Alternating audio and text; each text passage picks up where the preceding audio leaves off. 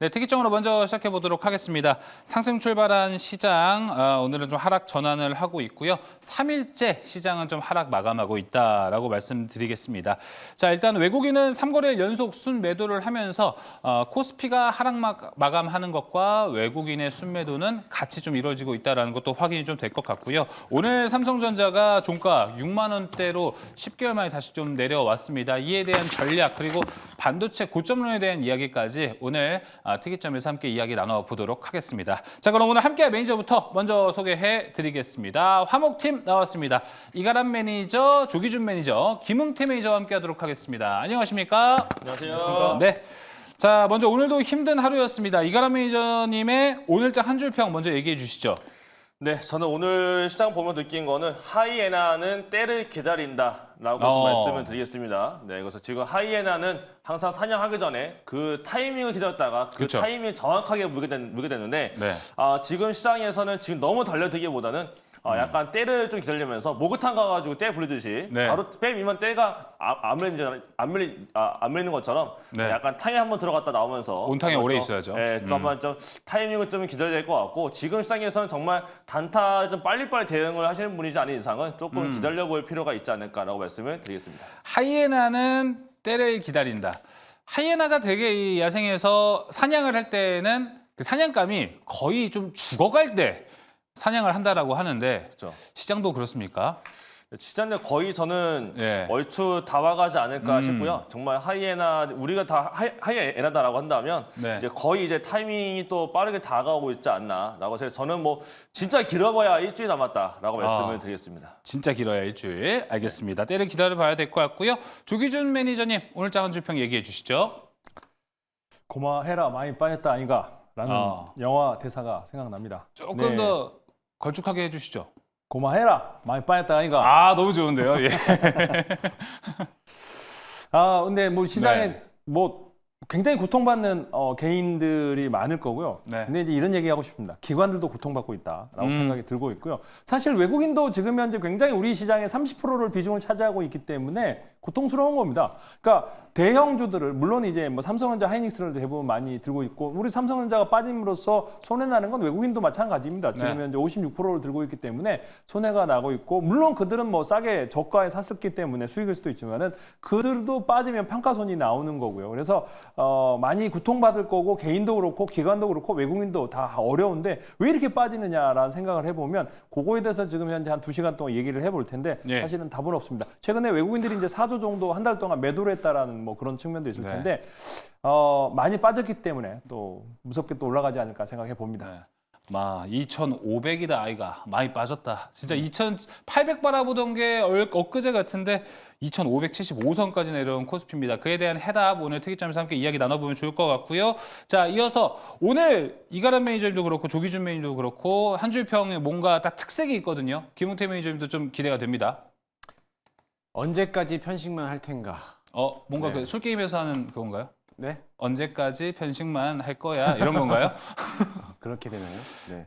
뭔가 라임이 있어야 되니까. 오늘 앞에 두 분은 다 라임이 있었어요. 언제까지 편식만 할 네. 거야? 네. 좋습니다. 네. 이게 뭐 즐겁게 하면 안 되는데 시장이 네. 워낙에 안 좋은 분위기 속에서 지금 아마 시청자분들이 굉장히 걱정하는 게 앞서 우리 매니저분들께서 얘기했지만은 반도체, 삼성전자, SK 하이닉스 언제까지 이게 신저점을 찍을 것인지 아마 맞아요. 다들 계속적으로 반도체만 얘기만 하실 거예요. 계속 고민인데 시장에서 지금 반도체는 이미 조정받고 있는 시기고 그 외적으로서 지금 다른 종목들의 섹터들이 강하게 움직여주고 있는데 종목들이 많은데도 불구하고 계속 반도체만 유독 고집하시는 분들 조금 다시 한번 좀 생각해 볼 필요성이 있지 않은 시작이지 않았나. 어제 뉴욕 증시도 그랬고 반도체가 신저점을 어느 정도 내려가려고 하기 어느 정도 맞춰놓고 있어요. 엔비디아뿐만 아니라 AMD라든지 다 기타 반도체, 미국 반도체들도 내려가고 있기 때문에 너무 반도체만 고집하지 마시고 다른 섹터들로도 눈 좀 또 네. 돌이켜보면 좋을 것 같습니다. 네. 우리가 밥 먹을 때도 이제 밥만 계속 먹으면 물리거든요. 네. 야채도 먹고 고기도 먹고 섬유질 이런 것도 좀 같이 섭취를 해야 되는데 일단 지금 반도체 어떻게 보면 밥도체가 될 수 있을 것 같습니다. 반도체만 좀 고집하는 것도 다시 한번 돌이켜볼 필요가 있다라고 생각해보면 좋을 것 같습니다. 자, 오늘자 한 줄평 이야기 다 들어봤고요. 이제 본격적으로 특이점 들어가 보도록 하겠습니다. 첫 번째 특이점 이야기 해볼까요? 자, 하반기 반도체 지수가 거의 30% 가깝게 좀 빠졌네요. 삼성전자는 다시 6만 전자로 돌아갔습니다. 오늘 좀 다시 한번 국민주, 삼성전자 주주들의 한숨 소리가 많이 나왔을 것 같습니다. 좀 천천히 올라가니 오히려 든든할 수 있다. 모멘텀이 있으니 기다려볼 만하다. 투자자들은 최소 이 속도는 느려도 우상향하는 주가를 좀 그동안 바래오지 않았을까 싶습니다. 다시 6만 원대로 내려온 삼성전자 그리고 함께 불거진 이 AI 고점론 안 좋은 게 좀 많이 물린 것 같은데요. 먼저 조기준 매니저님, 지금 6만 원대로 삼성전자가 다시 좀 내려왔습니다. 지금 시점에서 큰 기대를 하는 건 어렵겠죠? 근데 이제 오늘 그런 생각을 했었습니다. 이제 오늘 뭐 네. 회원 방에서 얘기를 했는데, 그러니까 너무 고통스럽고 생각보다 그러니까 많은 전화를 했고 대화를 해보면 이제 증권 업종에 있는 분들이 다들 한숨을 쉬고 있고 이건 너무한 거 아니냐, 이렇게까지 빠질 일인가. 사실 그리고 오늘 그러니까 시장에서 상승을 시작하면서 하락을 누구도 예측을 못했어요. 미국 그쵸. 시장도 웬만큼 괜찮았고 우리 시장도 괜찮게 시작했는데 이게 또 마이너스 났던 상황을 보면은 너무하다는 생각이 드는데, 그러면서 오늘 위클리 옵션 만기였는데 과연 풋옵션이 얼마나 움직였는지를 한번 살펴봤더니 6, 70회가 났더라고요. 그러니까 장중에 이제 누구 다 올라갈 거라고 생각하고 풋은 밑으로 방향은 안 나올 거라 생각했는데 오후장에 보니까 하락을 하면서 이제 60회에서 70배가 나면서 이제 뭐 이렇게 파생상품으로 해서 수익을 챙기려는 어떤 세력들이 이제 있었는데 이제 그런 것들 때문에 빠질 수도 있지만은 지금 현재 최근 들어서 외국인들은 선물을 지금 현재 포지션을 매수 포지션입니다. 지금 이제 컴퓨터가 안 돼서 그러는데 매수 포지션이고 주식만 최근에 한 4조 정도를 팔았다고 보시면 될 것 같고, 그런 상황에서 지금 현재 이제 삼성전자가 7만 전자를 못 지키고 밀렸는데 이게 우리 올해 초에 이제 삼성전자가 7만 5천 원 이상에서 시작했다가 지금 현재 이렇게 빠져 있고 하이닉스는 13만 9천 원전으로 시작했는데 아직도 플러스권에 있습니다. 근데 오늘도 이제 하이닉스가 좀 더 강했던 이유는 12단 관련해서 HBM 관련 12단 관련해서 이제 올해 이제 이번 달 생산할 거다, 9월 말 네. 생산할 거다 그러면서 올랐고, 8단의 어떤 퀄리티에서 통과하면서도 12단이 나오기 때문에 상대적으로 좀 하이닉스에 밀린 게 아닌가라는 그러니까요. 생각도 드는데요. 사실 미국에서 엔비디아의 약세는 지금 현재 그거는 이제 반독점 관련해서 조사한다고 해서 개별적으로 빠지는데 AI의 소형 고점 논란으로 해서 우리나라 시장이 너무 고통받는 상황이고, 사실 우리나라가 빠졌던 이유는 장중에 이제 정확히 얘기하면 일본 때문에 그렇거든요. 그러니까 일본이 환율이 이제 또 135엔 밑으로 134엔 빠지면서 1몇 프로, 1.3% 이상 빠지면서 우리 시장을 끌고 내려왔거든요. 그래서 예. 엔캐리 트레이드가 또 제한되는 게 아니냐. 왜냐하면 그쵸. 추가적으로 이제 일본에서 지금 현재 인플레이션이 계속되면 추가 금리 인상을 할 거다. 그 전에 미국 가서 금리 인상 안 한다고 그랬는데 인플레이션이 안 잡히니까 추가적인 금리 인상 한다 그러면서 또 한 번 시장에 약간 영향력이 또 있었고, 또 하나는 이제 2차 전지가 오늘 장중에 빠졌던 게 해리스가 전기차 의무적으로 사용한다, 지원하지 않겠다라고 하면서 이제 2차 전지가 또 빠졌거든요. 그러니까 네. 같이 코스닥이 또 하락도 더 많이 빠졌던 게 일부러 아침에 이제 장중에 보면은 2차 전지가 이제 해리스가 2차 전지 결국에는 민주당에서는 IRA 관련해서 지원을 하고 있는데, 최근에 일론 머스크가 트럼프 선에 서면서 보면은 2차 전지 관련해서 그러면 멀리 어느 정도 이제 거리감을 두기 위해서 그런 얘기가 나오면서 2차 전지가 또 빠졌고, 그래서 공교롭게 2차 전지의 하락과 그 다음에 이제 일본의 환율 엔캐리 트레이드가 또 나오면서 또 위클리 옵션이 또 만기가 되면서 이렇게 흘러내렸는데, 제 생각에는 그렇게 생각이 듭니다. 그러니까 이렇게 고통스러울 때 이런 생각이 들어요. 주식이라는 게, 주식이 태어난 게 주식의 인생을 보면은 공포와 그 다음에 두려움과 그 다음에 절망 속에서 태어난다고. 네. 오늘 주식시장의 공포와 절망과 모든 것이 이제 다 끝났다라는 생각이 들 때 주식은 항상 올라오더라는 생각하면서 제가 이제 밀었던 주식이 예. 갑자기 마이너스권에서 15% 막 20% 올라가더라고요. 그래서 어떤 거였죠? 뭐 자율제 라이다 기업과 예. 그다음에 파킨슨 치료병 주가 마이너스권에서 갑자기 플러스가 나면서 너무 기분이 좋더라고요. 그래서 절망, 모든 걸 포기하고 자포자기하고 있으니까 포기하지 말라고. 꼭 이렇게 주식을 또 올려주는 게 참 어렵다. 네. 시장이라는 건 참 누군가 지켜보고 있는 게 아닌가라는 맞아요. 생각도 듭니다. 네. 사실 이렇게 오늘 언론 보도를 보면은 또 한 신문사에서도 오늘 삼성전자를 좀 신랄하게 비난하는 언론 보도도 있었거든요. 그러다 보니까 이럴 때 좀 빠질 만큼 다 빠졌다, 좀 올라갈만 남았다라고 또 생각해 볼 수 있을 것 같습니다. 그렇다면 이가람 매니저님은 지금 삼성전자가 사실 삼성전자가 되게 어깨에 진 짐이 되게 많습니다. 반도체로만 볼 수도 있는데 우리나라 코스피에 또 대변되는 종목이기도 하기 때문에 좀 다양한 측면에서 해석을 해야 되는데 1차적으로는 지금 반도체 때문에 하락했다고 보는 게 맞나요? 1차는 반도체 때문에 하락을 했다라고도 볼 수 있고 두 네. 가지인데 그것도 있고 그다음에 또 지수가 약해져야 될 상황이었기 때문에 더 내려갔던 것 같은데 지수를 또 빼는 과정에서 당연히 삼성전자를 팔 수밖에 없는 또 외국인이다 보니까 많이 판 게 아니었나라고 생각이 듭니다. 근데 이제 오늘 잠깐 보게 되면 삼성전자는 내려갔습니다. 삼성전자는 내려갔습니다만은 삼성전자는 내려갔는데 하이닉스 같은 경우는 오늘 올라갔거든요. 근데 올라갔을 때 보게 되면 지금 매매 동향 봤을 때 외국인들이 지금 삼성전자는 팔았음에도 불구하고 하이닉스는 오늘 또 약간 매수가 들어갔습니다. 그렇다는 얘기는 롱숏 플레이를 하면서 지수 관리했다는 얘기인 거고 아침부터 하이닉스는 매수를 해서 주가를 올릴 때 아침부터 삼성전자는 매도를 하면서 약간 눌렀던 게 외국인입니다. 그렇다면 지수를 지금 당장 크게 올릴 생각이 없는 게 외국인인 거고 그 안에서 차익 거래를 통해서 수익을 내겠다. 결국 변동성을 활용한 매매를 하겠다라고 하는 게 외국인의 입장인 것 같아요. 근데 그러한 외국인의 대형 자금을 이길 수 있는 기관이 있는 것도 아니고 그거 다 엎을 수 있는 개인이 있는 것도 아니다 보니까 증시 좀 약한 게 아니었나라고 생각을 합니다. 네. 그런 상태에서 오늘 같은 경우에 잠깐 대만 지수 보게 되면 지금 대만과 한국에서는 TSMC하고 SK하이닉스가 둘 다 올라갔습니다. 그 이유가 추정 내린 거는 엔비디아가 어저께 새벽에 장마가 한 10분 전에 나왔던 걸로 알고 있는데 반독점에 대한 이슈에 대해서 소환장을 받았다라고 알려지고 있었는데 그런 적이 없다라고 발표가 나왔었어요. 그러면서 시간 내에서 엔비디아가 조금 올라가다 보니까 TSMC와 하이닉스가 둘 다 올라간 게 아니었나라고 봤을 때 그 이제 오늘 엔비디아가 올라가줄 것이냐가 1차적 중요하겠고 근데 오늘 이제 ISM 비지역 지표도 있고 민간 기업에 대한 지금 고용 발표도 있는데 거기에 따라서 움직일 것이냐가 가장 중요할 것 같고요. 그다음에 지금 ADI라고 해서 상승 종목과 하락 종목 수를 나눴을 때의 100분율인 건데 보게 되면 아직 코스피는 약간 여유가 있습니다만은 코스닥은 다시 한 번 더 과매도까지 들어갔거든요. 그렇다는 얘기는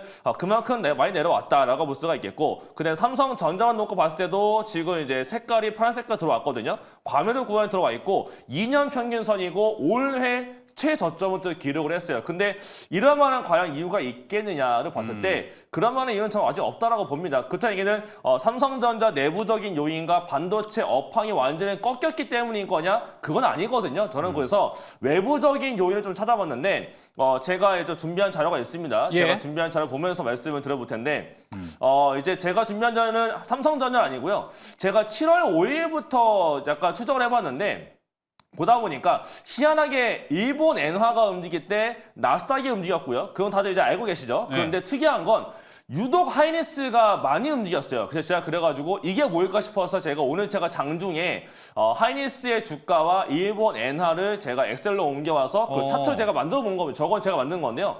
보게 되면 되게 묘한 게 파란 색깔이 하이닉스고 빨간 색깔이 일본 엔화입니다. 파란 색깔이 올라갈 때 일본 엔화가 자꾸 떨어지고 있죠? 그쵸. 완전 반비례 가고 있어요. 결국 엔화가 내려갈 때, 엔화가 약세일 때 결국 이제 여기 지금 엔화가 내려갈 때 하이닉스가 올라갔다. 근데 반대로 7월 5일을 기점으로 해서 엔화가 이제 다시 이제 금리 인상한다라는 소문 때문에 올라가기 시작했을 때 그때가 이제 하이닉스가 고점을 찍었고 그 다음부터 엔화가 올라갈 때마다 지금 SK 하이닉스가 내려가고 있는 모습이거든요. 이게 지금 미국의 나스닥하고 똑같아요. 결국은 제가 봤을 땐 미국의 나스닥의 빅테크 종목들 특히 기술주 같은 경우는 일본에서 엔화를 빌려다가 산 자금이 가장 많이 매매를 한 걸로 그쵸. 알고 있는데 예. 그게 한국에서는 SK 하이닉스가 여기가 엮여 있는 것이 아닐까라고 저는 추정이 되거든요. 저는 그래서 지금 반도체 같은 경우는 업황으로 내려간 것도 있지만 외부적인 요인 때문에 지금 일본 금리와 미국의 금리, 일본 엔화 다 엮여 있거든요. 거기다가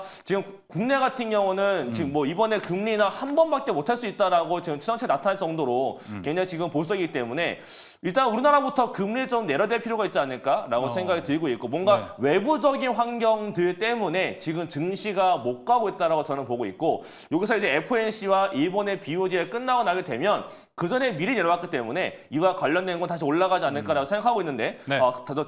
가장 큰 문제는 또 뭐가 있냐면 반도체 같은 경우는요.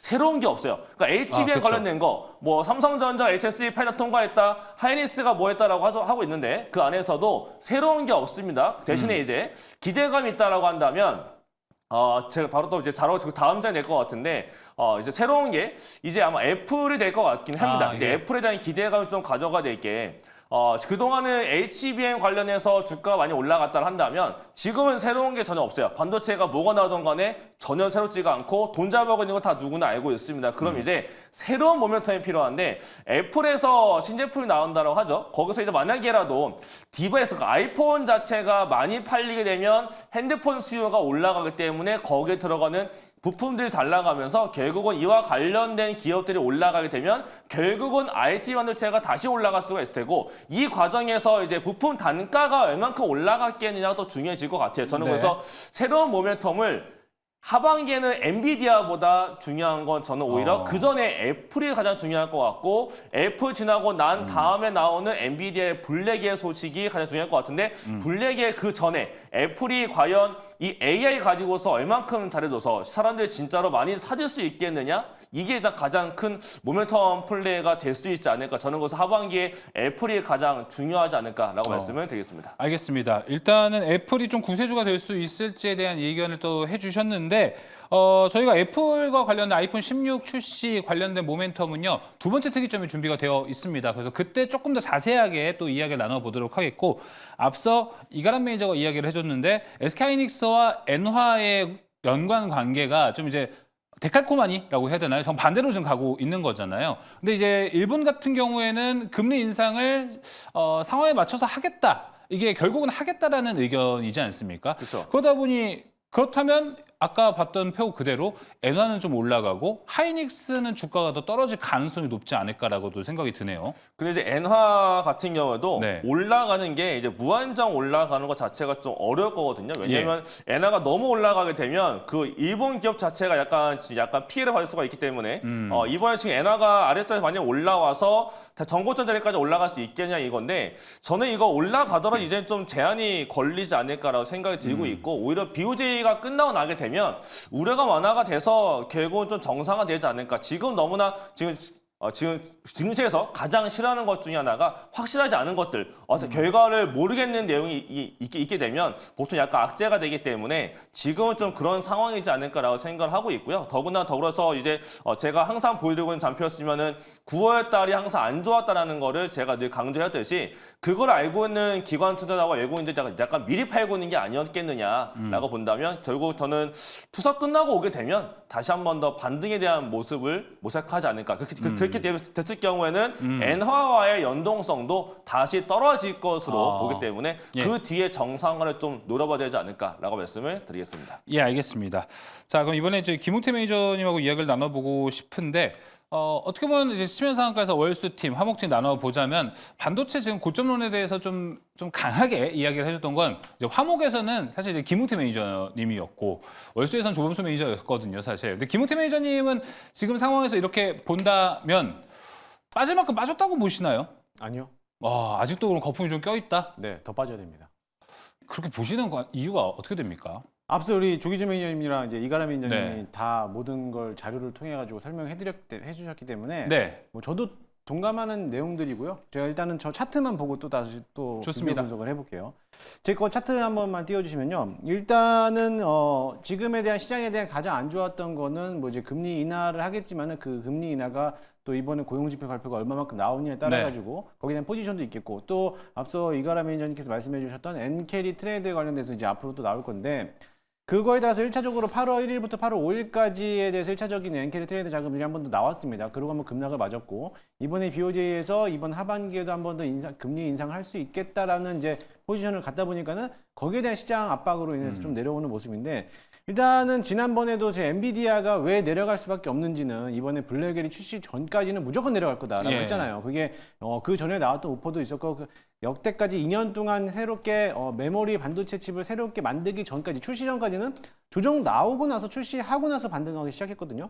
마찬가지로 이번에 엔비디아도 4분기죠. 4분기면은 늦어도 11월 또는 12월에 출시할 건데 그 전까지는 일단 기대감은 이미 다 사그러들었고 왜냐면은 이미 한번 공개를 했기 때문에 공개한 거에 대해서 일단 연기가 됐기 때문에 거기에 대해서 약재로서 받아들이면서 조정받는 모습인데 지금 미국 시장에 대한 엔비디아 반도체, 그러니까 IT 산업을 제가 나열했는데 매니아가 엔비디아, AMD, 그다음에 구글, 마이크로소프트, 그 애플 차트입니다. 보게 되면은 지금 추세가 꺾이면서 전고점을 못 넘어가고 있는 상태에서 이미 바닥권, 저점을 깨지려고 가고 있어요. 이미 네. 알파벳 같은 경우는 저점을 한번 찍어내고 있는 모습이고 마이크로소프트도 물론 반등해서 들어왔지만 오늘 시장이 또 어떻게 내려갈지는 또 모르겠습니다만 일단 가장 안 내려왔던 거는 이제 애플 빼고는 나머지는 이제 저점을 깨지려고 하고 있는데 이와 같은 흐름에서 만약에 저점을 찍고 내려온다라고 하면은 국내장들에 대한 여파도 같이 똑같이 나올 것으로 보이거든요. 그럼 미국장만 이렇게 되느냐? 또 국내장들도 마찬가지죠. 국내장들도 마찬가지로 삼성전자, SK하이닉스, 한미반도체, PSK홀딩스 대표적인 HBM에 관련된 기업들인데 이미 국내장들은 한 두드려 맞으면서 저점을 깼어요. SK하이닉스도 저점을 깨고 오늘은 양봉 전환했지만 네. 이게 삼성전자는 음봉이고 SK하이닉스는 양봉 전환했다는 것에 대해서 기대를 하는 것보다 이미 추세적인 거는 저점을 깼기 때문에 거기에 대한 의미를 부여하면 좋겠고 한미반도체도 이미 저점을 깼고 내려왔고요. PSK홀딩스도 마찬가지 저점을 깨고 내려왔다는 겁니다. 그러니까 즉 다시 말해서 이미 한번 대시세가 불출났던 건 좀 못돼요. 그러니까 한미반도체 같은 경우는 이미 10,000원권부터 10,000원 이전부터 올라왔기 때문에 어떻게 보면은 19배 또는 20배 가까이 올라왔단 말이죠. 그러면 이미 한번 대시세를 불출한 거는 시세 차익을 위해서 지금은 장에서는 조정이 불가피하다라는 거고 네. 반등을 한다 하더라도 이미 엔비디아에서 나올 수 있는 호재 같은 경우는 블랙에 출시란 말이에요. 예. 출시하고 나서부터 얼마만큼에 대한 판매량이 나오는지에 따라 가지고 거기에 대한 주가가 반등하냐 못하는 건데 그 전까지 본다라고 하면 저는 11월 또는 미 대선에 대한 악재도 껴있기 때문에 11월 이전까지는 반도체 저 같으면 안 건드리겠습니다. 알겠습니다. 네. 그렇다면은 뭐 이제 반도체 섹터는 김용태 매니저님 기간 조정이 좀 불가피할 것 같다라고도 좀 생각이 드는데 아까 이제 조기준 매니저님이 뭐 이제 고마해라 많이 빠졌다 아이가 이렇게 얘기를 했을 때 채팅창에도 좀 많이 이런 이야기가 나왔어요. 반도체 그만 빼라. 진짜 많이 먹었다. 이런 얘기도 있었고 반도체는 좀 이제 올랐으면 좋겠다. 이런 여러 가지 의견들이 많아요. 이런 걸 비추어 보면은 지금 되게 많은 투자자분들이 반도체가 포트에 다 있다라고 해석이 되거든요. 그럼 김용태 매니저님이라면 지금 좀 반도체의 내 포트 안에 있는 반도체 종목들 좀 어떻게 대처를 하실 것 같아요? 저도 반도체 딱 하나 가지고 있거든요. 네. 반도체 하나 가지고 있는데 그게 정말 속썩이고 있습니다. 그래서 그냥 아예 쳐다보지도 않고 있어요.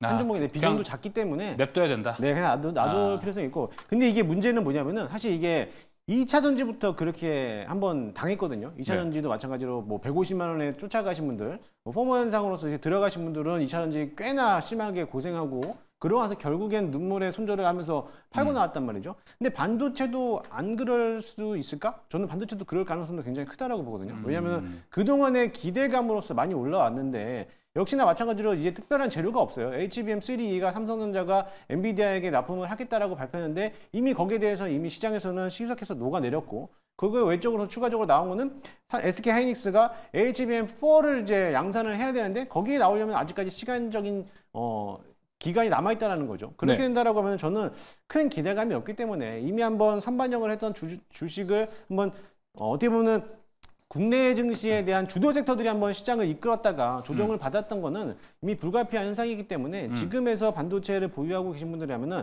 비중을 좀 축소하는 자리가 되지 않을까. 좀 눈물을 머금더라도 네. 이거 진짜 아픈 손가락이다 생각하시고 좀 비중 축소해서 잘라내놓고 음. 그 남은 현금으로서 다른 섹터들을 공략하면서 그 나머지 손실을 조금씩 복구하는 네. 과정으로 지금 해야 될 필요성이 있다. 만약에 여기서 지수가 땡겼는데 반도체가 안 올라왔어. 주도 네. 섹터가 제약 바이오로 바뀌었네. 2차 전지로 바뀌었네. 그럼 반도체는 또 무너지거든요. 예. 그럼 또 손 놓고 가만히 있는 거예요. 그럴 바에는 차라리 비중을 줄여놓고 지수가 땡겼을 때 같이 올라가는 섹터, 그러니까 주도주가 확실하게 눈에 보인다면은 그쪽에다가 투자를 해서 내가 손절한 거를 어느 정도 복구하는 과정을 좀 가지실 필요성이 있다. 어차피 반도체들은 어차피 반도체 업황은 좋기 때문에 반드시 올라갈 수밖에 없어요. 근데 이거를 지금 자리에서 계속적으로 물타는 것보다는 조금 더 미래지향적으로 봤을 때 빠르면 올해 말부터 또는 내년도 내년도 상반기에서부터 반등하기 시작한다라면은 그때 내가 손절했던 거 다시 그대로 채워서 단가를 낮추는 전략이 필요하지 지금에서 무리하게 들어갈 필요는 없다라고 네. 보시면 될 것 같습니다. 일단 반도체 좀 비중 축소 그리고 좀 시장에 좀 더 부합하게 좀 같이 올라갈 수 있는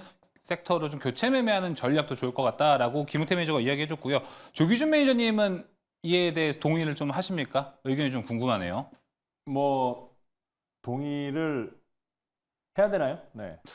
저한테 물어보시는 건가요?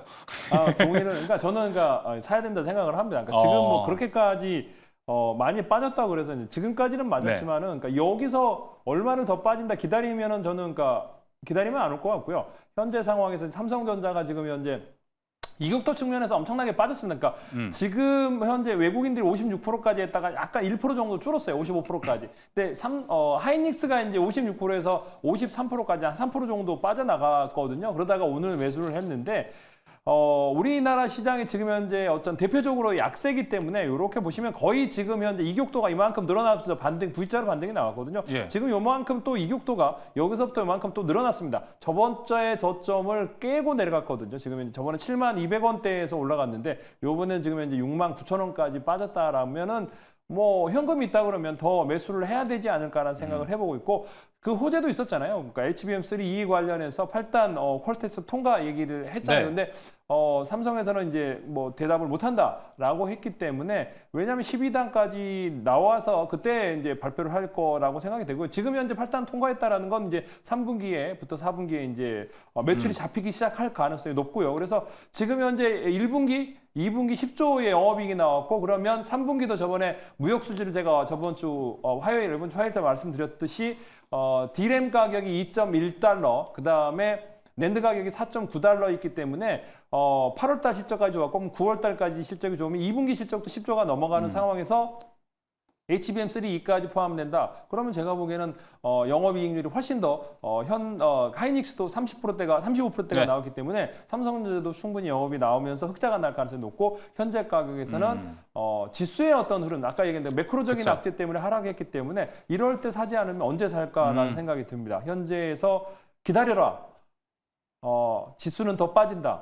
제 생각에는 그래도 참 그러니까 들어가야지. 제가 보기에는 만약 이게 더 빠져도 또 기다려라. 계속적으로 영원히 기다리는 거고 그 사이에 다른 주식을 테마주를 사거나 이러지 않을까라는 생각을 해보고요. 그러니까 이거를 사지 않으면 결국에는 테마 종목, 그다음에 급등 종목 따라가다가 언젠가는 확 물려서 계좌가 깨지게 돼 있기 때문에 중대형주를 어느 정도 사놓고 소규모로 그러니까 비중을 한 10%에서 20% 정도만 단기 대응을 하시면 좋을 것 같다는 생각을 해보고 있습니다. 알겠습니다. 자, 그럼 큰 맥락에서 이가람 매니저님은 지금 삼성전자가 낫다고 보십니까? 하이닉스가 낫다고 보십니까? 너무 어려운 질문인데요. 네, 조금 예. 이게 도대체 엄마가 좋아, 아빠가 좋아라고 한다면은 옆에 삼촌이 있다면서 삼촌을 선택하고 싶은데 지금 저는 둘 다 나쁘지 않다고 보고 있고 그러니까 각각의 재료가 다르거든요. 근데 뭔가 이 포텐셜을 터트릴 수 있는 재료를 지금 가지고 있는 거는 제가 파악하고 있는 거에서는 삼성전자가 가지고 있어요. 와, 근데 그래요? 그 삼성전자가 하반기까지 지금 물론 제가 그냥 알고 있는 거인 거고 물론 저뿐만 아니고 여러 가지 기관도 알고 있는 거지만 지금 뭔가 언론화가 된다거나 공식화가 아직 안 됐기 때문에 말을 못하는 내용이 굉장히 많습니다. 근데 일단은 하반기로 가다가 만약에 이 종목이 갑자기 턴에서 올라가는 시기가 된다면 그때는 그냥 사야 될 수밖에 없는 게 재료가 나와야 될 게 한 두 가지가 있는데 한 가지는 다들 알고 계시는 것처럼 HBM이 될 거고요. 하나는 좀 정말 새로운데? 라는 생각이 들 정도로 아마 재료가 하나 나올 수 있는 게 아마 하반기에 나올 걸로 추정이 되고 있어요. 그래서 아마 그게 노출이 되기 시작하게 된다면 충분히 또 다시 한 번 더 많이 올라갈 수 있는 종목이 삼성전자인 거라서 저는 좀 안정적이고 좀 덜 빠질 수 있고 좀 긴 호흡을 보겠다라고 하시면 삼성전자인 거고요. 대신에 이제 좀 불같이 좀 빨리빨리 뭔가 해보고 싶다라고 하시는 분들이라면 하이닉스가 굉장히 빨리빨리 움직이기 때문에 저도 단타 칠 때 저는 단타를 테마주로 안 치고 하이닉스가 치거든요.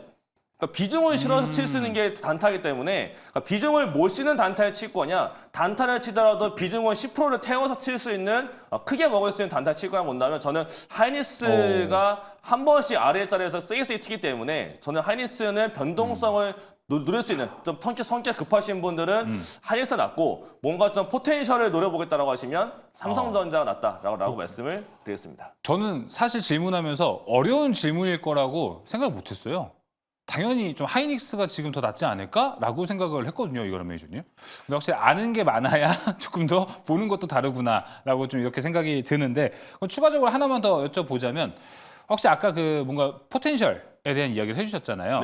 그 포텐셜로 말미암아서 전공정까지도 좀 좋게 볼 수 있는 시황이 있을 거라고 보십니까? 아니면은 기존에 좀 HBM발로 올라갔던 후공정만 잘 가는 장세였잖아요. 전공정도 좀 기대해 볼 만하다고 보세요? 죄송하지만 전공정은 좀 시간이 필요할 것 같고요. 아무리 업황을 체크를 해봐도 업황이 올라지 않고 있고, 다만 좋은 점이라면 내년도에 대한 주문은 지금 장비사들한테 들어가고 있다라고는 합니다. 근데 그게 이전처럼 빨리빨리 들어가는 게 아니고 전공정 장비사에 대한 투자도 정말 슬로우하게 정말 천천히 들어가고 있는 수준이라서 급격하게 전공정까지 올라가는 거는 좀 약간 무리될 것 같고, 다만 올라갈 때 일단 삼성전자부터 좀 올라가야 그 다음에 이제 뭐 전공정이 가네만에 대한 코멘트가 나올 수가 있기 때문에 네. 저는 일단은 뭐 턴한 거부터 좀 지켜보자라고 말씀을 드리겠습니다. 알겠습니다. 자, 레거시 반도체 사이클은 조금 더 길게 봐야 될 것 같다라고 좀 생각이 들고요. 이어서 이가람 매니저님 바로 종목 압축해 볼게요. 네, 저는 그냥 뭐 산다면 삼성전자하고 SK 하이닉스만 보시는 게 가장 좋겠다라고 말씀을 드리겠습니다. 알겠습니다. 어려운 질문이었을 법하다라고 저 이렇게 생각이 듭니다. 자, 이어서 조기준 매니저님 종목 압축 한번 해볼까요? 저는 그러니까 반도체를 사야 되는 이유가 지금 이제 HBM이 올해 내 이제 초반부터 해서 하반기까지 계속 이끌었다면 저는 올해 말 아니면 내년 초에는 이제 새로운 반도체의 유리기판이 이끌 거다라고 생각을 하고 있거든요. 지금 현재 SKC가 뭐 앱솔릭스를 통해서 지금 현재 양산을 준비 중이고, 인텔도 마찬가지고, 최근에 이제 LG도 지금 현재 준비를 하고 있다라고 해서 문의가 나오면서 이제 엊그제 기가비스가 올라갔다가 빠졌는데, 결국에는 지금 현재 가장 조용한 게 삼성전자거든요. 근데 삼성전자 결국에는 엔비디아, 그러니까 TSMC가 엔비디아랑 관련해서 서버용 유리기판을 지금 현재 준비한다. 뭐 이런 얘기가 나오면 결국에는 지금 조용히 밑작업을 하고 있는 게 삼성전자, 삼성전기라고 생각하거든요. 그래서 삼성전자가 이제 올해부터 시작해서 유리기판을 누가 빨리 선점하느냐가 가장 관건이고, 그와 관련해서 그 장비, 검사 장비를 만들 수 있는 유일한 기업이 이제 기가비스거든요. 그래서 그 기가비스를 먼저 보면 될 것 같고, 그 다음 순서로 이제 SNS라고 EV 조명을 통해서 이제 마스크 포토 마스크를 하고 있는 게 이제 SNS텍인데, 실적이 흑자로 돌아서면서 펠리클까지 지금 현재 양산을 하고 있다라고 보시면 될 것 같아요. 그래서 현재에도 실적이 좋게 나오고 있는 SNS텍이 추가적으로 업사이클이 나올 수 있는 게 이제 SNS텍 바닥권이고 최저 바닥이기 때문에 현재에서부터 두 종목 기가비스와 SNS텍을 관심을 가지면 될 것 같다 생각이 듭니다. 알겠습니다. SNS텍을 보면은 앞서 이가람 매니저가 이야기했던 좀 전공정 사이클은 아직 멀었다라고 얘기하는 것과 조금 반하는 의견이지 않을까 조기준 매니저 생각 들어요. SNS텍은 전공량의 부품입니다. 펠리클이라든가 이게 굉장히 비싸거든요. 그러니까 UV 조명 관련해서도 그렇고 장비가 아니고 전공용 장비가 아니고 SNS텍은 소모품. 그러니까 쓰면 쓸수록 고단화될수록 펠리클이 들어가고 포토마스크가 들어가고 그런 거 UV 조명을 통해서 이제 이런 거 하는 거기 때문에 여기는 저는 그러니까 그 어떤 소모품 단에서 들어가는 종목들은 지금 현재도 더 좋아질 가능성이 높아 보이기 때문에 충분히 많이 빠진 SNS텍 살펴보시면 좋을 것 같습니다. 예, 알겠습니다. 제가 이건 몰랐네요. 펠리클 쪽이 들어가면 저는 전공적에 포함이 되는 줄 알고 말씀을 드렸는데, 저 소모품 쪽으로 봐도 괜찮겠다라고 얘기를 해주셨습니다. 자, 그럼 이어서 김홍태 매니저님은 이제 종목이 없다라고 얘기를 해주셨어요. 그리고 아까 이전에 좀 반도체 지금 내 포트 안에 반도체가 있다면 어떤 전략을 좀 가져가야 될지에 대한 이야기를 했으니까 그거 다시 한번 또 다시 보기로 돌려보시고 투자 판단에 잘 참고해 보시면 좋을 것 같습니다.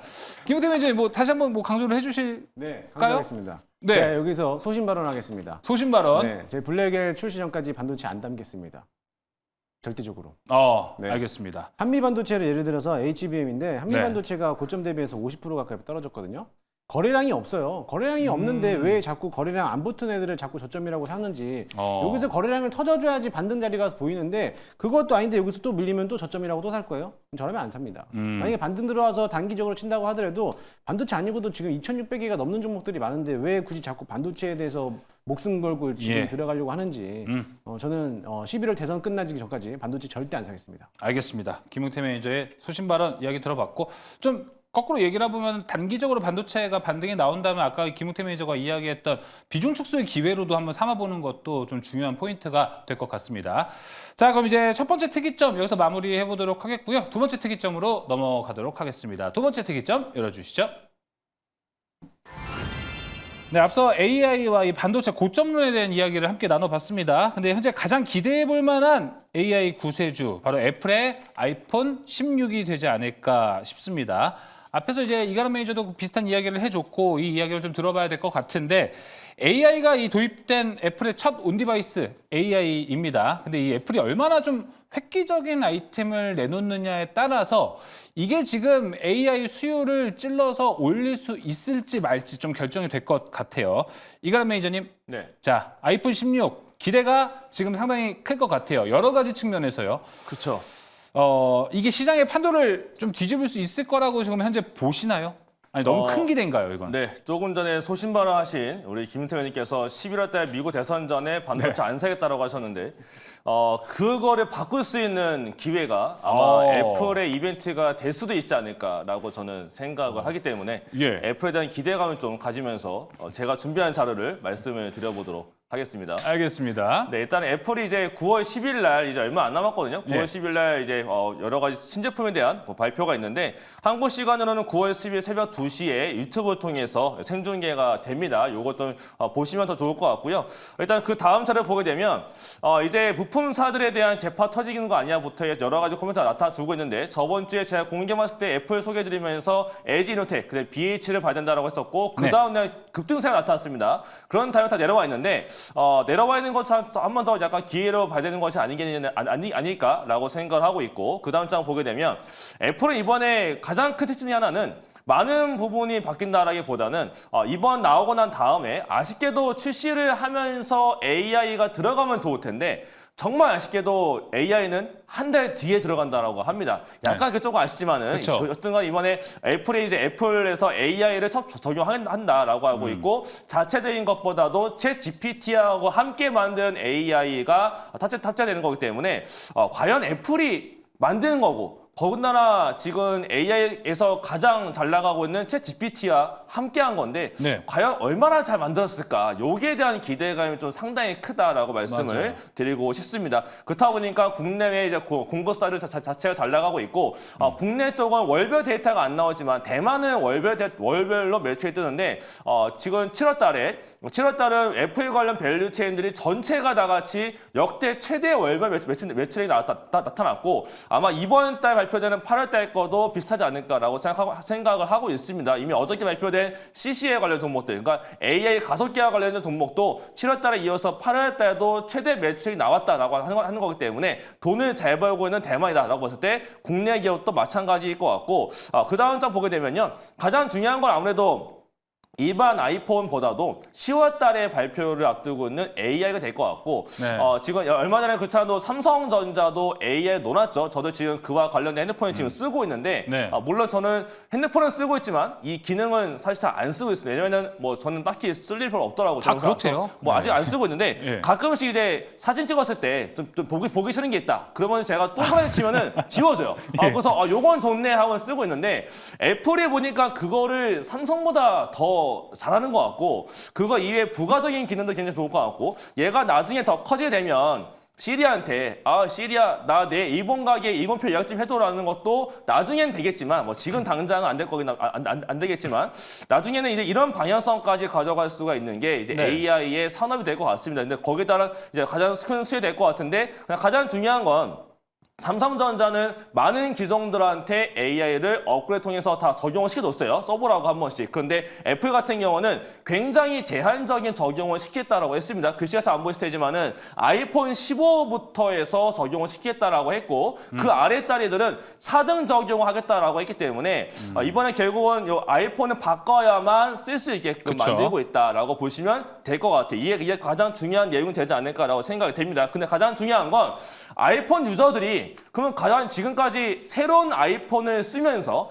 난 저 아이폰에 대한 기대감이 있는데 난 저 새로운 기능을 써보고 싶네라고 하면서 그동안 그러면 카메라를 찍기 위해 바꿔왔겠느냐 그거 생각해봤는데 제가 그 자료를 찾아보니까 굉장히 재밌는 자료가 있어가지고 제가 그 자료 함께 보여드리면요. 아이폰 유저들은 그동안 바꿔왔던 이유가 새로운 아이폰이 나왔기 때문이 아니고 쓰다가 보니까 오래돼서 바꿨고 쓰다 보니까 없어졌고 쓰다 보니까 누가 훔쳐갔고 쓰다 보니까 망가졌다 깨졌다 그래서 바꿨다라고 합니다. 대부분이. 그러면 지금 가장 중요한 팩트가 뭐냐면 가장 오래 썼기 때문에 바꿨다라는 사람의 비율이 무려 44%입니다. 그런데 이 전작과 전전량 보게 되면 아이폰의 판매량 봤을 때 판매량 부진 때문에 애플 주가가 내려가고 국내 밸류체인 주가가 내려갔거든요. 그렇다는 얘기는 판매가 별로 안 됐어요. 그런데 그게 지금 판매가 안 된 지가 3년째거든요. 그럼 보통 핸드폰 3년 쓰게 되면 바꿔야 됩니다. 아무리 아이폰이라 하더라도 배터리가 별로 안 되고 배터리 별로 이제 안 남아 있고 하다 보니까 바꿔야 되는 시기에 대한 수요가 굉장히 많이 쌓여 있다라고 합니다. 제가 그래서 실제로 애플과 관련된 고객사하고 얘기를 해보니까 고객사 안에서도 물량을 굉장히 많이 찍어내고 있고 실제로 지금 계약직들 알바생 많이 뽑아서 공장을 빨리빨리 돌리고 있다고 할 정도로 대기 수요가 많다라고 하니까 수요는 실제 많은 걸로 지금 파악이 되고 있는데 가장 중요한 건 뭐냐면 리스크가 없어 보이지만 최대 리스크가 있습니다. 이제 그 다음 장인데요. 중국이 될 것 같아요. 그렇죠. 이게 AI가 지금 이번에 핵심은 새로운 아이폰도 있는데 결국은 AI 적용되는 거를 쓸 수 있겠느냐가 가장 중요하거든요. 물론 이것도 한국어 버전이 아닌 베타 버전이기 때문에 영어 버전만 쓸 수 있다고 합니다. 그렇지만 여기서 중국인 입장에서는 아이폰 우리가 살 건데 왜 우리는 왜 AI 안 주냐라는 건데 그건 중국이 막아놨어요.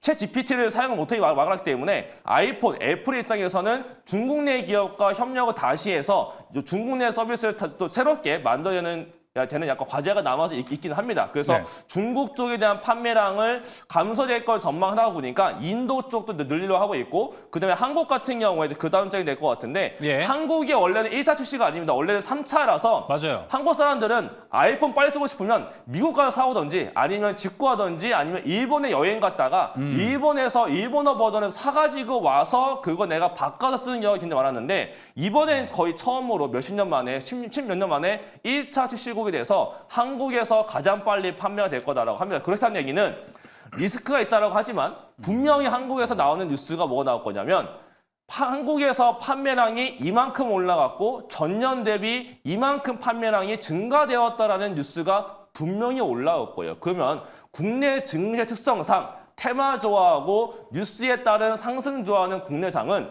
요 뉴스가 떴을 때 애플 관련 종목들이 올라갈 수가 있지 않겠느냐라는 기대감을 가져가 볼 수가 있겠고 얘가 잘만 된다면 정말 잘만 된다면 나중에는 핸드폰 수요에 따라서 반도체까지 같이 그쵸. 붙어서 올라갈 수 있는 게 하반기에 가장 큰 그림이 될 수 있지 않을까. 그리고 만약에 아이폰이 이번에 성공한다면 내년도에 발표되는 삼성전자 이 다음 차기작의 AI에 대한 서비스에 대해서도 기대감이 생기는 거고 D램도 업그레이드가 되는 게 내년도이기 때문에 온 디바이스까지가 내년도에 붙을 수가 있는 거라서 이번 애플이 하반기에 가장 중요하죠. 저는 그래서 엔비디아의 블랙이보다 더 중요한 건 지금 나타날 수 있는 아이폰의 이번 출시작과 10월 달에 업그레이드에 대해서 공개되는 AI가 가장 중요하지 않을까. 저는 그래서 이번에 애플에 관련 종목들을 하반기에 좀 관심 있게 봐야 된다고 보고 있고요. 그와 관련된 종목은 일단 제가 다 말하면 안 되기 때문에 한 바퀴 돌고 와서 예. 말씀 안 할 종목이 있다면 예. 제가 거기에 대한 설명을 드리겠습니다. 알겠습니다. 이거는 좀 추가적으로 제가 이야기를 듣다 보니까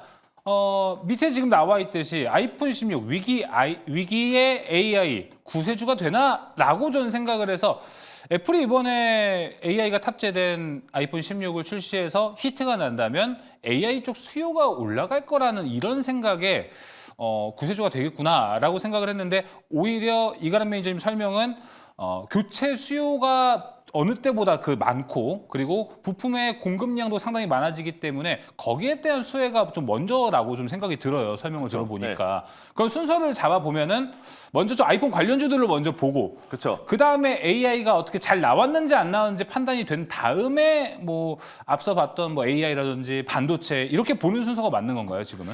네, 순서도 지금 애플 관련된 네. 밸류체인 결국 소재 부품들을 먼저 보시고 그 다음에 AI가 애플이 나올 때쯤에 애플과 관련된 종목도 국내에 있거든요. 그러한 관련 종목도 보시면서 애플 AI가 잘 되게 되면 이제 한 6개월 뒤에는 글로벌 빅테크들이 원래 내놓으려고 했었던 AI가 다 나오거든요. 그랬을 때 아마 AI 관련 산업에 대한 얘기가 다시 한번 나타날 수가 있는 또 하반기와 내년 초기 때문에 네. 지금은 일단 애플 관련 소재들을 부품 소재를 보시고 그 다음에는 AI 소프트웨어 쪽을 다시 한번 더 관심 있게 보셔야 될 시기가 되지 않을까라고 말씀을 드리겠습니다. 알겠습니다. 그럼 추가적으로 하나만 더 여쭤볼게요. 제 AI 반도체 앞에 우리가 첫 번째 특이점에서 이야기를 했는데 그렇죠. 거기와 좀 연관을 지어서 애플의 아이폰 16을 기대하고 지금 반도체를 사는 건 정말 무리가 되는 투자 아이디어일 수 있겠네요. 근데 그것도 있어요. 제가 저 자료에다가 안 넣어놨지만 네. 애플이 지금 또 하고 있는 것 중에 하나가 뭐가 있냐면요. 자체 AI 칩을 만들고 있거든요. 예. 그거에 대한 모멘텀이 반도체에서 생길 수는 있어요. 근데 지금 당장은 아니기 때문에 지금 그거를 보면서 반도체를 사는 건 약간 무리가 있고, 다만 산다면 온 디바이스 AI 관련돼서 소켓 러버 쪽 테스트와 관련된 종목들은 실적이 올라오고 있거든요. 예. 저는 그래서 반도체를 뭔가 이와 관련돼서 보신다면 뭐 ISC나 뭐 TSE나 리노 공업이나 이런 것처럼 테스트 소켓 러버 쪽은 괜찮을 것이다라고 말씀을 드리겠습니다. 알겠습니다. 자, 그럼 이제 김우태 매니저님으로 좀 바로 가볼게요. 채팅창에 저도 아까 바로 이 생각을 했어요. 김우태 매니저의 소신 발언 다 조금 수정할 수 있는 기회가 주어질 것 같아요. 지금 110마리 바둑이님께서 올려주신 내용이 아이폰 출시까지만 사신다고 다시 수정하셔도 아직 늦지 않은 듯 이렇게 얘기를 해주셨는데, 수정을 하신다면 지금 기회를 드리겠습니다. 이가람 매니저.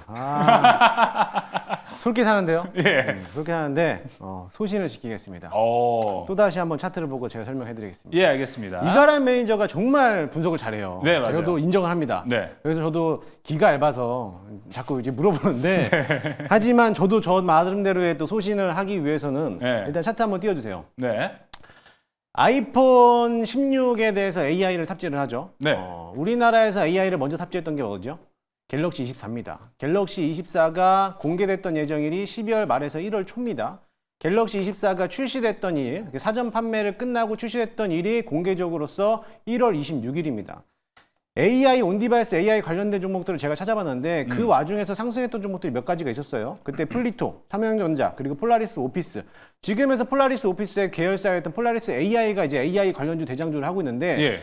이 리노스였기 때문에 이제 사명 변경 전이었기 때문에 그거와 상관없었고, 이게 2월 달부터 사명 변경돼서부터 이제 주가가 상승하기 시작했어요. 근데 주가를 보게 되면은 공개됐던 일이 12월 말부터 1월 16일 정도 그때였습니다. 그 자리가 정확하게 따지고 본다라고 하면은 여기 바닥권에서 요 자리서부터 공개되기 시작을 했어요. 공개되기 시작하고 나서부터 출시일, 정확하게 출시일이 1월 26일입니다. 그 자리가 고점이었습니다. 고점 대비해서 전부 다 눌렀죠. 누르고 나서 밑에 있는 거는 폴라리스 AI인데, 폴라리스 AI는 사명이 2월 26일인가 2월 달부터 바뀌면서 그때 AI 편입되면서 올라갔던 모습이고, 그러면은 지금에서 기대감으로써 그때 당시에 정말 갤럭시 24에서 온디바이스 AI가 탑재된 걸로 했을 때 정말 획기적이다라고 해서 저도 그렇게까지 24를 바꿨는데, 그 기대감에 대한 실망감이 많이 나왔죠. 주가가 기대감으로서 한번 주가를 한번 올려놓고 그대로 다 밀려났습니다. 그러면 여러분들 참고했을 때 그럼 이런 식으로 간다라고 하면은 애플하고에 대한 관련된 종목을 좀 찾아본다라고 하면은 LG 이노텍이 먼저 될 수도 있을 거고요. 그렇죠. 이노스 첨단 소재, 더구전자, 인터플렉스, BH, YMT 여러 가지 종목들이 있을 거예요. 관련돼서 반도체 칩이라든지 온디바이스 AI라든지 관련된 AI 산업들에 들어갔던 뭐 메모리 칩이라든지 마찬가지로 부품주도로 들어갈 수 있는데, 지금 만약에 그런 기대감으로서 본다라고 하면 이미 주가는 들어 올리기 시작을 했어야 됩니다. 그게 출시일이 9월 21일로 돼 있는데 며칠 안 남았죠? 만약에 이 자리에서 바닥권에서 들어온다라고 하면은 충분히 지금 저점에서는 담아봐도 돼요. 하지만 그 기대감이 실망으로 떨어진다라고 하면은 주가 그때 못 파신 분들을 또 한 번 눈물 흘릴 수도 있습니다. 그러면 차라리 저라면은 안 담겠습니다. 알겠습니다. 네. 지금 뭐 채팅창에서도 영호김님께서 김우태 매니저님 힘들게 하지 말라고 저한테 이렇게 얘기를 계속 해주시고 계신데, 조기준 매니저님 얘기 양쪽 다 들어보니까 좀 어디에 가까우세요?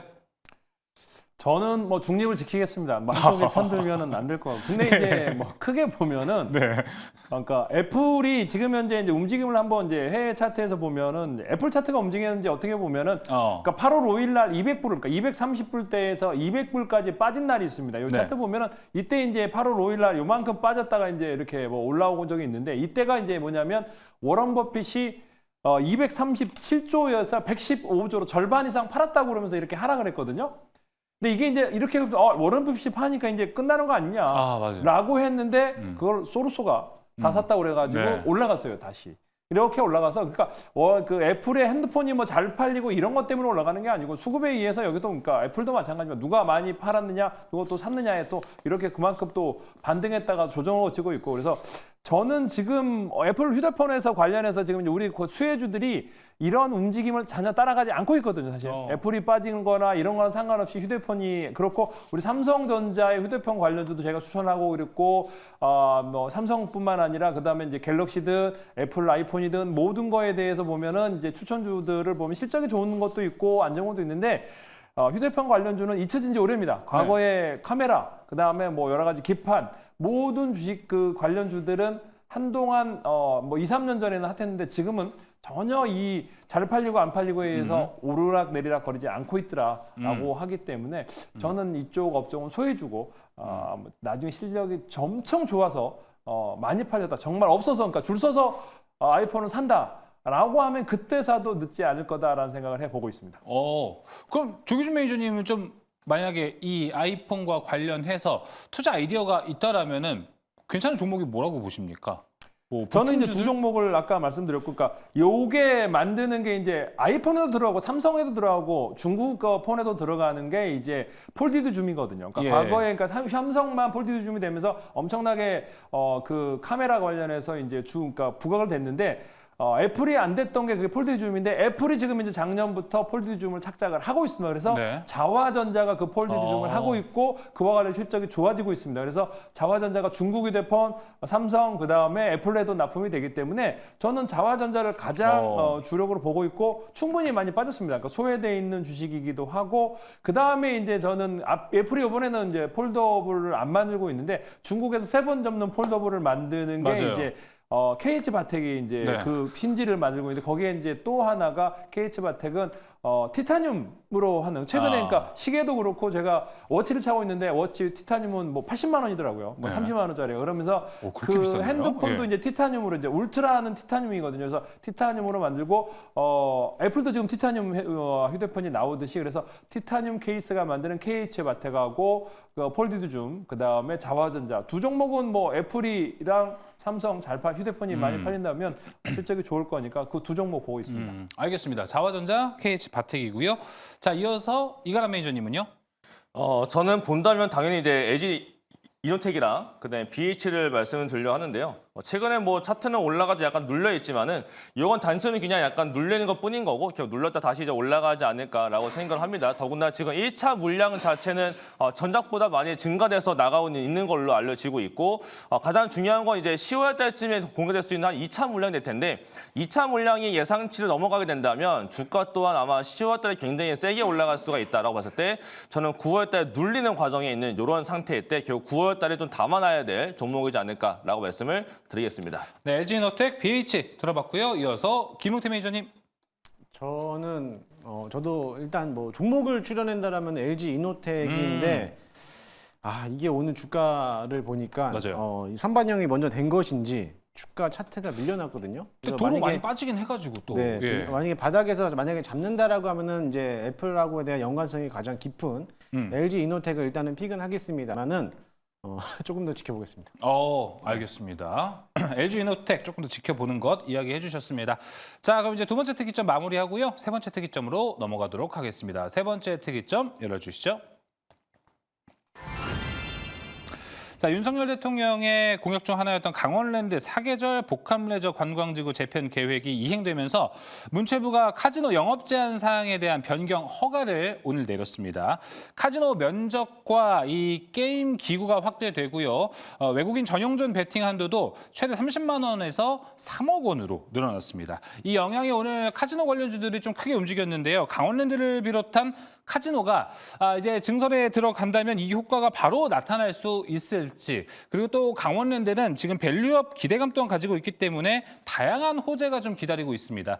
이와 같은 전략 좀 김용태 매니저님이 봤을 때 어떻게 보실지, 그리고 이 카지노 규제 완화 내용이 좀 어땠는지도 궁금하네요. 사실 이 규제 완화가 소식이 된 게 뭐냐면은 어느 정도 강원랜드에 대한 면적이라든지 게임을 돌릴 수 있는 게임을 조금 더 많이 만들어내는 건데 어떻게 보면은 게임 기구가 확대된다라고밖에 볼 수가 없습니다. 지금 뭐 게임 기구가 뭐 50대를 더 만들어내는 거, 머신 기기가 250대를 더 증설한다라고 해서 그만큼으로 하는데 사실 제가 강원랜드를 한 번밖에 못 가봤거든요. 예. 그것도 이제 그냥 여행상으로서 한번 갔다가 그냥 구경만 하고 왔는데 그때 당시에 손님이 그렇게 많은 정도는 많지는 않았어요. 아, 그래서 스키장으로 가셨군요. 네, 그렇습니다. 예. 그래서 한번 간 김에 하이원 놀러 간 김에 이제 강원랜드 한번 방문만 해보자라고 한번 갔다 왔는데 그렇게 외국인들이 많지는 않았는데 그 정도로 그때는 적자였지만 이게 이제 실적이 또다시 한번 반대로 들어오면서 외국인들에 대한 수요가 증가되고 있다는 실적 때문에 아무래도 이제 강원랜드에 대한 면적을 좀 넓히면서 어느 정도 수요 공간을 더 만들어 놓겠다라는 측면에서 봤을 때는 물론 재료에서는 호재 내용이 맞습니다. 하지만 이게 단발성으로 그칠 가능성도 굉장히 커 보이기도 해요. 물론 네. 주가가 많이 빠지긴 했지만 이게 강원랜드라고 해서 물론 카지노에 대한 영향력은 많이 있겠지만은 여러분들도 조금 생각해 볼 게 한 곳만 보지 마시고 이게 카지노만 들어가는 건지 이게 카지노 플러스 여행 상품과 여행객들 받기 위한 어떠한 뭔가에 대한 그 함축적인 것을 좀 뭐랄까 좀 카지노 오락기기에 대한 일부적인 내용인 것인지 아니면 그 외적인 것으로서 하기 위한 정책인 건지 그거를 좀 본다라고 하면은 카지노뿐만 볼 게 아니라 관광 상품에 대한 그런 여행객 수요 항공이라든지 면세품이라든지 이런 것들도 같이 보면 어떨까 호텔이라든지 그쵸, 이런 그쵸, 섹터들도 같이 보는 게 어떨까 너무 카지노 그러니까 이쪽에만 투자하는 것보다는 조금 더 큰 그림으로 봤을 때 조금 더 상위층에 있는 이제 종목들을 보는 게 어떨까라고 보고 있습니다. 그럼 김우태 매니저님 보셨을 때는 카지노만 일단 보지 말고 카지노가 더 완벽한 그림으로 우상향을 하기 위해서는 뭐 이제 우리나라로 들어오는 여행 수요라든지 이런 게 좀 삼박자가 좀 맞아 떨어지는 게 중요하다고 보시는 거네요. 네, 그렇죠. 아무래도 이제 여름철도 지나가긴 했지만 조만간에 또 이제 겨울철이 다가오게 되면 그때도 또 한번 이제 성수기가 되거든요. 그렇죠. 그럼 이제 항공기라든지 항공비가 또 올라갈 거고 호텔이라든지 이런 성수기를 맞이한다라고 하면은 오히려 그런 쪽에서 외국인들에 대한 수요가 증가되고 있고 이미 한번 코로나 팬데믹이 끝났기 때문에 계속적인 외국인들의 유입되는 수가 또 많아지니까는 네. 그 관광 상품에 대해서 조금 더 본다라고 하면은 저평가되어 있는 국면이라든지 특히나 관광 상품에서도 롯데관광개발 같은 경우는 이제 어떻게 보면은 밸류업이랑 또 같이 연계될 수 있는 또 기업이다 보니까 그런 상품을 가지고 있는 기업들을 보는 게 좀 낫지 않을까라고 보고 있습니다. 알겠습니다. 조기준 매니저님 보셨을 때 최근에 강원랜드 주가가 진짜 좋거든요. 근데 이게 오늘 이 이슈 때문에 최근에 주가가 잘 올라갔었나라는 생각도 들기도 하고 이제 밸류업 이야기도 많이 나오다 보니까 밸류업하고도 엮인다면 강원랜드만 딱 보면 되게 매력적인 종목이 되지 않을까라고 생각이 들어요. 지금도 괜찮을까요, 조기준 매니저님? 근데 이제 요게 보면 올라갔던 이유가 미리 내용을 알고 산 사람들이 올린 게 아닌가라는 생각이 듭니다. 이게 이제 그러니까요. 저는 예. 내국인 전용 카지노였는데 지금 이제 외국인까지 허용하고 있고 영화에서 최민식의 카지노를 봤을 때 이제 필리핀에서 뭐 아는 얘기가 나왔는데 지금 30만 원에서 3억까지 저는 그러니까 30만 원, 300만 원을 올렸나 싶은데 일일 한도로 3억까지 할 수 있는 외국인 전용 카지노를 만든다 그러면 이제 많이 올 텐데 문제는 이제 뭐 우리 내륙에 있기 때문에 외국인이 거기까지 서울에 와서 거기까지 갈 가능성이 없고 국내에 있는 내국인이 갈 가능성이 높은데 서울에도 카지노가 많거든요. 그러니까 그래서 서울에도 있으니까요. 그래서 거기까지 갈 일은 없어 보인다는 측면에서 보시면 것 같은데 현재 실적이 이제 그만큼 좋다라는 거죠. 이제 현재도 지금 2,800, 3,000억 정도 나오고 있고 자본 총계가 3조 7천억이요. 딱 지금 현재의 3조 8천억에 강원랜드랑 딱 1대1 PBR이 1이 나오는 상황이기 때문에 딱 맞아 떨어지는데 현재 보면 이제 배당이 한 5.8%, 6%대의 배당 성향도 있고 그래서 뭐 자사주 매수를 더 할 수도 있고 그러면서 추가 상승도 나올 수 있겠다라는 측면들인데 왜냐하면 그만큼 영업이익이 충분하기 때문에 그래서 그래도 저는 이제 강원랜드는 이미 올랐기 때문에 이거를 또 이 오른 가격에서 추가 매수하는 거는 조금 어렵지 않나라는 생각을 해보고 있습니다. 알겠습니다.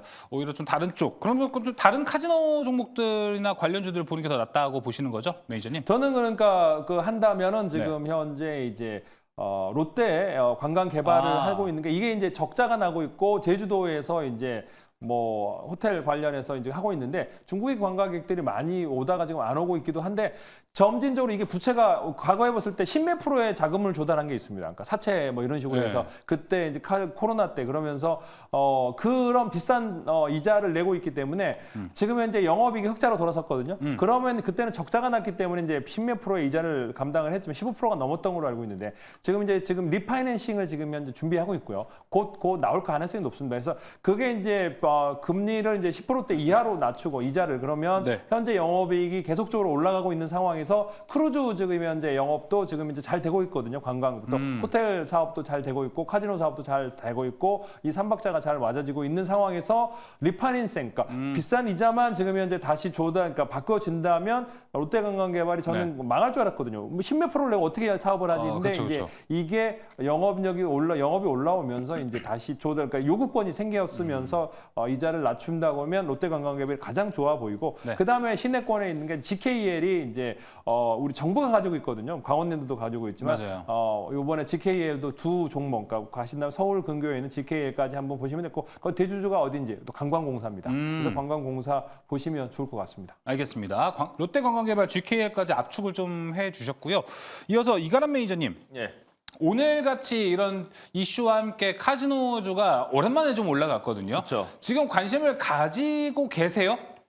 전혀 안 가지고 있습니다. 아, 네, 그 이유가 뭐냐면 네. 저는 명확한데 제 모니터 짧게 좀 보면 더 좋을 것 같습니다. 예. 저는 해외랑 동조화되는 걸 좋아하거든요.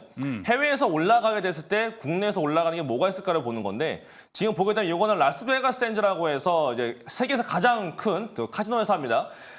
가장 큰 회사인데 불구하고 주가가 추가적인 하락으로 빠져나가고 있는 상태에 있고 그다음에 지금 라스베가스 샌즈 위에도 뭐 윈이나 아니면은 뭐 MGM이나 이런 쪽에도 미국의 카지노가 다 안 좋아요. 그렇다는 얘기는 국내 카지노가 올라갈 수가 없고 경쟁사가 너무 많다라고 봤을 때 다만 이제 뭔가 국내에서 만약에 턴에서 올라간다라고 한다면 저는 당연히 파라다이스가 제일 좋다라고 보고 있는데 만약에 이번에 강원랜드의 증설 이슈가 나와서 뭔가가 수혜를 보이지 않을까라는 관점에서 본다면 저는 파라다이스 이후에 또 보일 수 있는 게 토비스라고 있어요. 아. 토비스라고 예. 이 카지노의 디스플레이를 만드는 회사입니다. 결국은 증설해서 카지노 된다는 얘기는 카지노 업장과 다르게 그냥 이것만 잘 팔려면 되거든요. 그러면 이제 결국은 토비스가 가장 큰 수혜를 보이지 않을까라고 봤을 때 저는 뭔가를 보신다면 그냥 뭔가 수혜주가 뭐가 있을까라고 본다면 그냥 토비스가 가장 큰 수혜가 되는 거 아닌가라고 말씀을 드리겠습니다. 네, 토비스 그 이제 카지노에 들어가는 게임 기기를 만드는 회사, 디스플레이를 만드는 회사인데 토비스가 그러니까 해외 수출도 많은 거죠. 네, 맞아요. 오, 네. 예, 알겠습니다. 토비스와 파라다이스 종목 압축해봤고 김은태 매니저님도 이제 종목 압축 한번 해주시면 좋을 것 같아요. 저도 종목 압축하면은 파라다이스 요거 한 종목 보도록 하겠습니다. 일단은 카지노 부분에서 39%에 대한 이제 매출 비중 가지고 있고 호텔도 있지만 복합 리조트가 49% 정도 가지고 있는데 이번 반기만 카지노에서 2천억 원, 그다음에 복합 리조트만 2,600억 원에 대한 매출을 가져왔기 때문에 이번에 제주도에도 이제 파라다이스 이제 호텔도 카지노를 가지고 있기 때문에 이번 제주도와 일본에 대한 직항이 또 나왔기 때문에 일본에 대한 매출 규모가 드러나지 않을까. 지금 이 외국인 상품에서 매출 규모를 본다라고 하면은 국내에 있는 국내자들에 대한 호텔과 리조트 이용권들에 대한 이용이 많다 보니까는 매출이 좀 높은 거지. 미국 측이라든지 일본 관광객들이 굉장히 현저하게 줄어들었어요. 근데 이번에 제주도에 대한 직항 노선 개선으로 인한 일본인 관광객들이 유입된다면은 오히려 일본의 쪽에 대한 수요가 증가되지 않을까. 그렇게 본다면 저점에서 한번 파라다이스 같은 경우는 대응을 해봐도 되지 않을까라고 보고 있습니다. 알겠습니다. 파라다이스까지 이야기 들어봤고 오늘 세 가지 특이점 이야기 모두 나눠봤습니다. 항상 해도 부족합니다. 특이점 시간은. 그렇기 때문에 매니저님들과 조금 더 다양한 이야기를 나눠보면 참 좋을 것 같다라는 생각이 듭니다. 세 분의 매니저 함께 소통할 수 있는 창구 한번 먼저 간단하게 안내해 드리겠습니다. 이가람 매니저님은 몇 시에 준비가 되어 있으신가요? 네, 저는 10시 10분부터 준비가 되어져 있고요. 네, 오늘은 이제 하반기에 봐야 될 주요 기업과 그냥 제가 아침마다 단타 종목을 잘 골라내고 있는데 아침 급등주를 골라내는 방법에 대해서 알려드리도록 하겠습니다. 알겠습니다. 이어서 조기준 매니저님은요? 저는 10시 10분에 유튜브 조기준 검색하고 들어오시면 되는데 오늘 뭐 제가 계속적으로 말해왔던 SOS랩이 뭐 7,800원 최고가로 맞아요. 최근 들어서 최고가로 올라서 끝났습니다. 그래서 뭐 이렇게 어떻게 될 건지 다시 설명드릴 테니까 10시 10분에 들어오시면 되겠습니다. 네, SOS랩은 아마 매경제 통틀어서 제일 먼저 이야기한 게 조기준 매니저 아닌가라고 생각이 듭니다. 자, 이어서 김웅태 매니저님. 네, 저는 방송 이후 10시에 유튜브를 통해서 무료 방송 진행할 거고요. 아침에 급등하는 종목들을 이가람 매니저님이 잘 잡으시면은 저는 종가에 급등하는 종목들을 잘 잡아서 하는 종목들을 어떻게 잡아냈는지 대해서 설명해 드리도록 하겠습니다. 종가에 네. 종가에 잡는다. 네, 종가에. 알겠습니다. 자, 이렇게 세 명의 매니저 소통할 수 있는 창구 안내해 드렸고요. 특이점 마무리해 보도록 하겠습니다. 이제 이어서 특별한 탑5로 이어지는데 많은 관심 바라겠습니다.